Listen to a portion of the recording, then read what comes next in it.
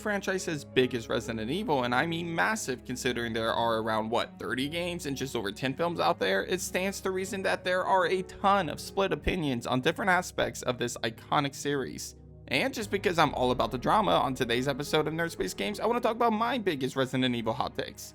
That's right, nerds, I'm setting myself up to get completely destroyed in the comments because today I'm going to talk about some of my most controversial opinions of the franchise. Yeah, I'm going to have a blast reading that comment section for this video. But before we get started, if you haven't already, please consider subscribing to the channel for more survival horror content. Also, hit that like button if you enjoyed today's topic. Anyway, from liking games of the franchise that most people hate or hating on some of the fan favorite characters, my name is Ruben with Nerd Space Games and this is my top 10 biggest Resident Evil hot takes. Let's get it.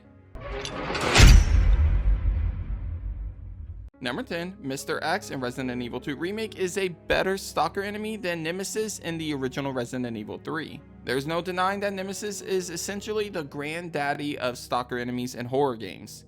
While he might not be considered the best one out there, he's definitely the most popular, and most people would agree that Nemesis in the original RE3 is the best Stalker enemy of the franchise. Honestly though, I disagree.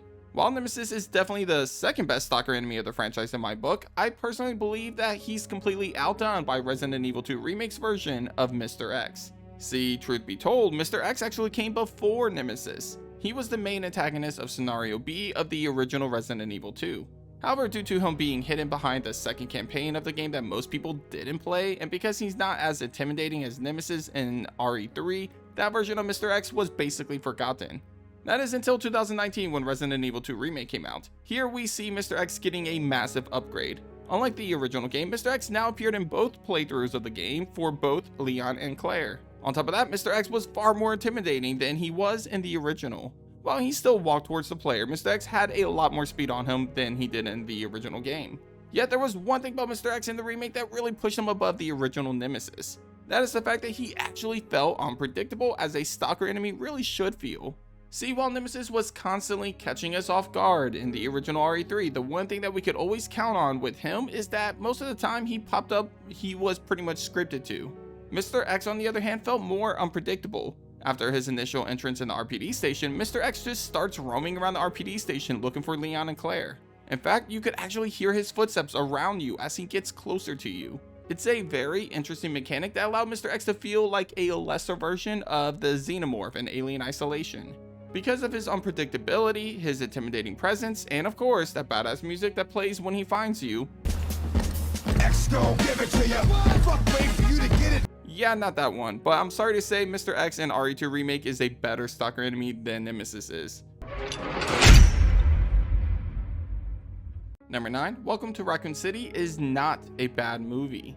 I think it's fair to say that as of right now, most people are not a fan of any of the live action Resident Evil movies. While the CG films have been killing it in most cases, the live action films just always seem to miss the mark completely.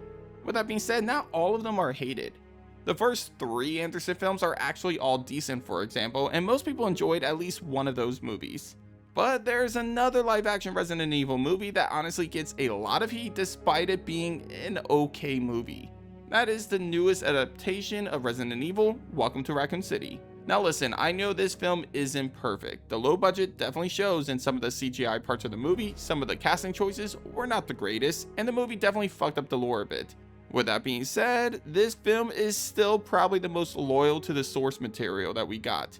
For one, we actually follow the video game protagonist of Resident Evil 1 and 2 instead of a new character like Alice. And we get to see some iconic set pieces from the video games appear in this movie, like the Spencer Mansion. I wouldn't say that this movie is a great film or that's even the best live action Resident Evil movie out there, but I do think it's definitely worth a watch, especially if you're a fan of the video games. Welcome to Raccoon City had so much potential, and I really don't think it's a bad movie at all. It's just a fun, decent film that is without a doubt the most loyal live action adaptation of the Resident Evil franchise. Number 8, Claire Redfield should die in Resident Evil 9. So this hot take is a little different than most of the entries on today's list, as it is an opinion that I have on the future of the franchise instead of something that already happened. Still, I know a lot of people are not going to be happy with me when they hear the fact that I think Claire Redfield should die in RE9. Before you start slamming on that keyboard though, hear me out. First off, I love Claire Redfield, I really do. and I'm even a major fan of the recreation of her character in Resident Evil 2 Remake. With that being said, Capcom has way too many Resident Evil protagonists that are just out there sitting in limbo. Outside of Chris Redfield, we haven't seen any of the characters in the video games timeline-wise post Resident Evil 6. That includes Leon, Ada, Jill, and yes, even Claire. And with that being said, I don't think we could see a Resident Evil game bring back all of those characters in a single entry as playable characters. What we could see though is a brief cameo of one character while 2 or 3 others are the main characters of the next mainline game. See, something that I think would be really cool and bring all of the protagonists together is the death of a core 4 member. And a character like Claire Redfield is literally connected to each and every core 4 member. She's the sister of Chris, who works with Jill Valentine, and she survived Raccoon City with Leon S. Kennedy. All 3 of these characters have some sort of deep relationship with Claire Redfield. So imagine if they all lost the most innocent and good person in this group. The group would be torn apart and it would bring them together to avenge her. I think story-wise it just makes sense, and it would be a tragic blow to not only these characters but the fan base. However, something like this is needed right now in the Resident Evil universe, and if Capcom was to go through with this, imagine the impact.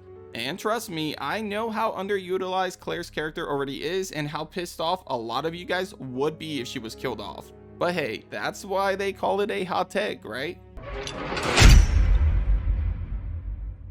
Number 7, Chris Redfield is a better character than Leon is.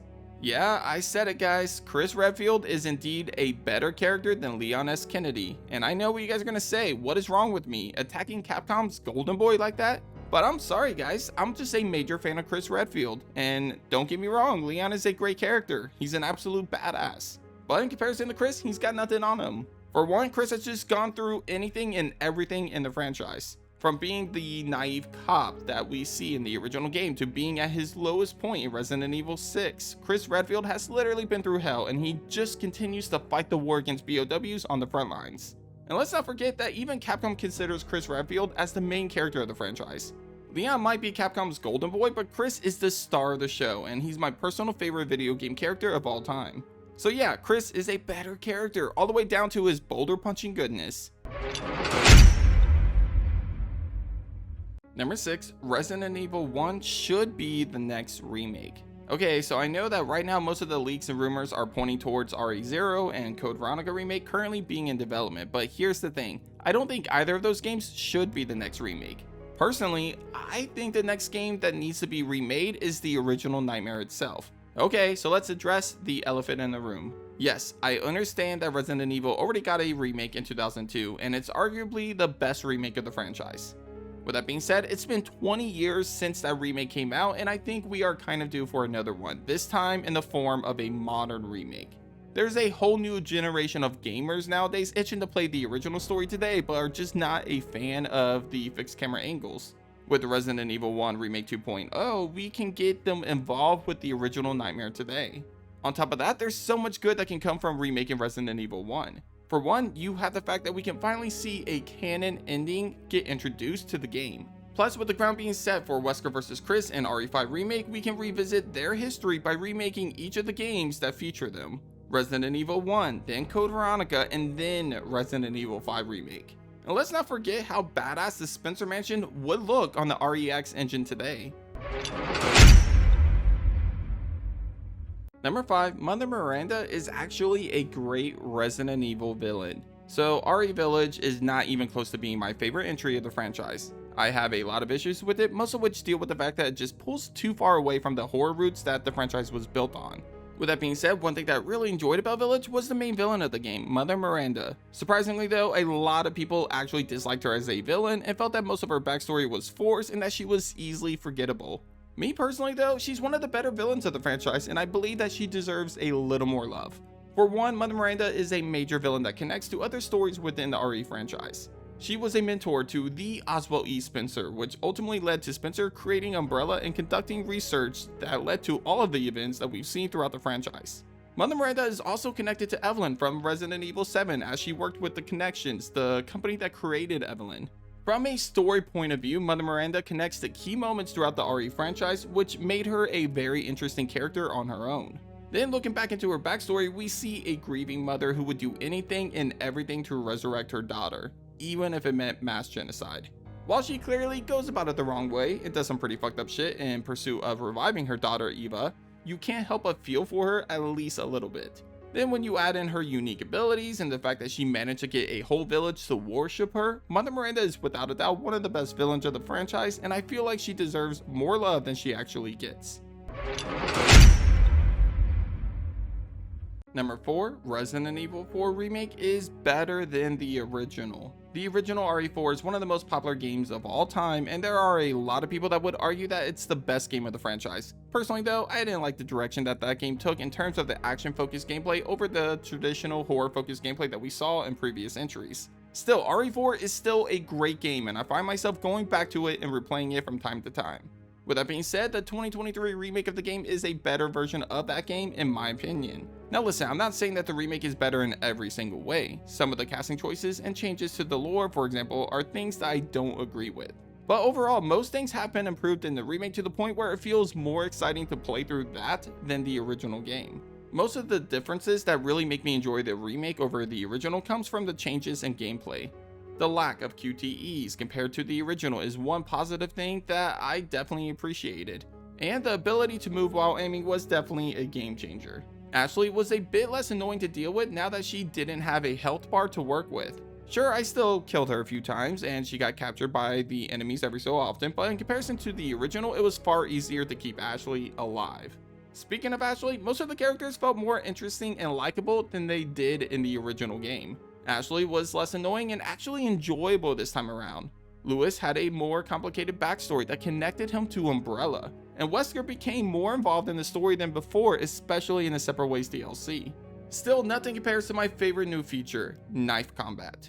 While the knife was always badass in the original, knife combat in the remake is far more exciting to use. From the parry system that allows Leon to repel most attacks to the stealth takedowns, using the knife in the remake truly made you feel like a badass. It's a feature that I didn't realize I needed in a Resident Evil game until I got it, and man, I don't think I ever want to go back.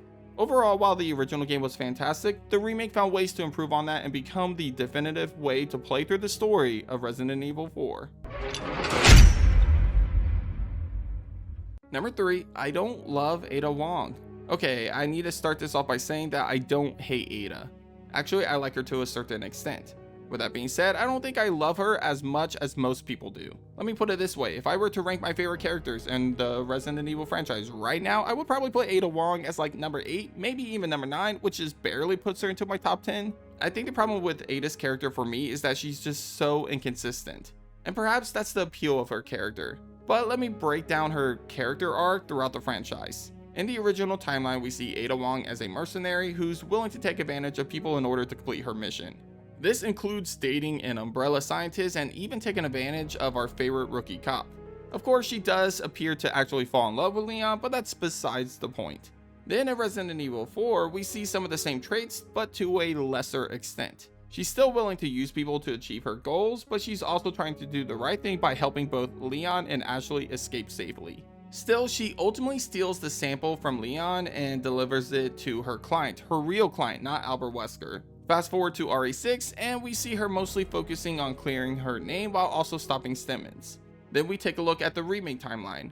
Starting with the second game, we see Ada Wong take a different approach as she no longer has any ties to the scientist, John. Instead, she pretends to be an FBI agent and uses Leon to get the G-Virus sample that way. Same as the original game though, she ultimately falls for Leon in the process. Yet, RE4 Remake probably shows us the most inconsistency in comparison to every other version of Ada. Here we see Ada working for Wesker only instead of the rival company that she was secretly working for in the original game. And this time she doesn't turn on Wesker to turn the sample over to a different company, but instead turns on him because she develops a conscience. This is kind of my problem with Ada Wong. It's hard to understand what type of character she really is, and because of the inconsistency with her character, I don't know what to expect from her from game to game. Of course, this does add a mysterious side to her character, but ultimately it makes it slightly harder to relate to and appreciate, and for that reason, I don't like her as much as most people do.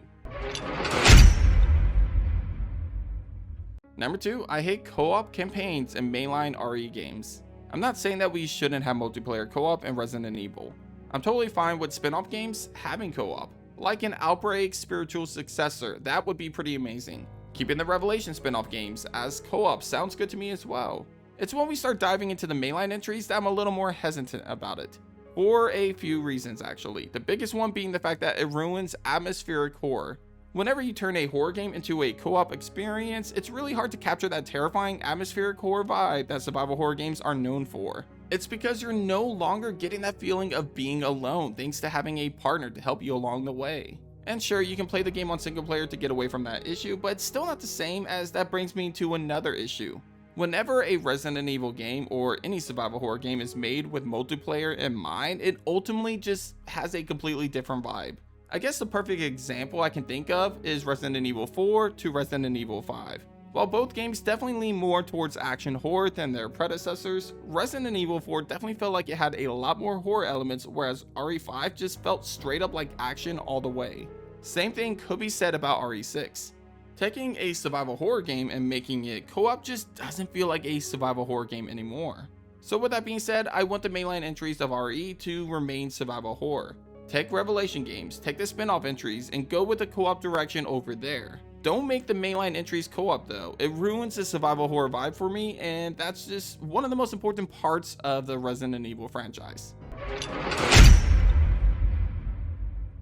I can't tell you how many times I've been torn apart in the comments for saying this, but I really don't think Resident Evil 3 Remake is a bad game. Is it a good remake? Hell no. The game has fucked up in that department, as it completely butchers some of the best parts of the original game. Nemesis is less intimidating, missing iconic locations, missing boss fights, and a lack of puzzles makes Resident Evil 3 Remake have a completely different vibe than the original.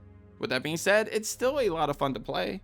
A lot of the characters were done better this time around. I fell in love with Jill Valentine as a character for the first time in almost 30 years. Not only is her character improved on, but just about every other character has received an upgrade. Carlos is actually much more likable, to the point where I actually want him to return in a future game now.